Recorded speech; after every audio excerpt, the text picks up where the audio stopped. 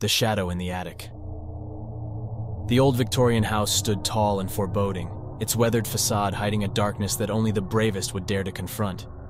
It was a house whispered about in hushed tones, a place where the living and the dead seemed to coexist. Little did I know that I would become entwined in a terrifying encounter with the shadowy figure that haunted its attic. From the moment I stepped foot inside, a sense of unease settled upon me. The air grew thick, the atmosphere heavy with a silent presence. But it was the attic that held the darkest secret, a secret that would unravel my sanity and plunge me into a world of supernatural horror. As the days passed, I became increasingly aware of strange occurrences within the house.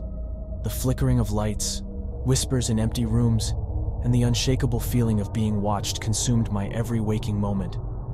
But it was during the night that the true horror revealed itself.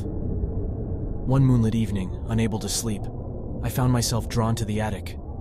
The narrow staircase creaked beneath my weight as I ascended into the realm of shadows.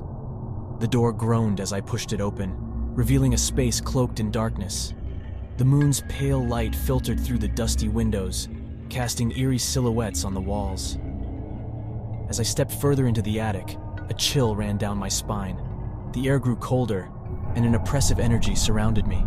I felt an unseen presence, an entity that yearned to make its presence known. Trembling, I called out into the darkness, my voice barely above a whisper.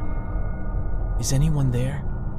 A sinister laughter echoed through the attic, sending shivers down my spine. The sound seemed to come from all directions, a chorus of haunting glee. Then, from the depths of the shadows, a figure materialized. A dark, amorphous mass that flickered and swirled with an otherworldly essence. Fear gripped my heart as the figure drew closer, its form resembling a twisted specter.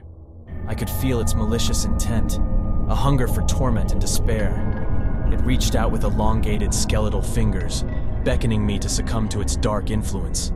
My voice caught in my throat as I struggled to comprehend the horror before me. With each step the figure took, the room grew colder, the walls closing in. Panic consumed me, and I turned to flee, desperate to escape the clutches of this malevolent presence. But as I reached the stairs, an invisible force slammed the door shut, trapping me within the attic's suffocating embrace. The figure circled me, its form shifting and contorting. It whispered in a chilling, raspy voice, promising torment and eternal suffering. Shadows danced upon the walls, their shapes twisting and writhing, as if mocking my futile attempts to escape. Summoning every ounce of courage, I confronted the dark entity. "What do you want from me?" I cried, my voice trembling with a mixture of terror and defiance. The figure paused, its ethereal presence hovering inches from my face. In a voice that echoed with the pain of 1,000 lost souls, it spoke, "I seek retribution, a release from this eternal torment." As the figure spoke, a sense of empathy washed over me. I understood its anguish, its yearning for peace. With a trembling hand, I reached out, offering solace to the tormented spirit. As my hand made contact, a blinding light filled the attic, banishing the darkness that had plagued it for centuries. The figure let out a mournful cry, its form dissipating into nothingness. The weight in the room lifted, and a profound silence settled over the attic. In the aftermath, the house regained a sense of tranquility.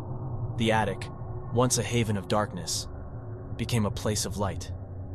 But as I descended the stairs, a sense of gratitude lingered, a reminder of the bond forged between the tortured spirit and me. The shadow in the attic was no longer a source of fear, but a guardian spirit, forever grateful for the release from its torment and the chance at redemption. Yet, sometimes, in the dead of night, when the moon hangs low and the wind whispers through the house, I catch a fleeting glimpse of a shadow, a wisp of gratitude and a reminder of the chilling encounter that forever changed my perception of the supernatural.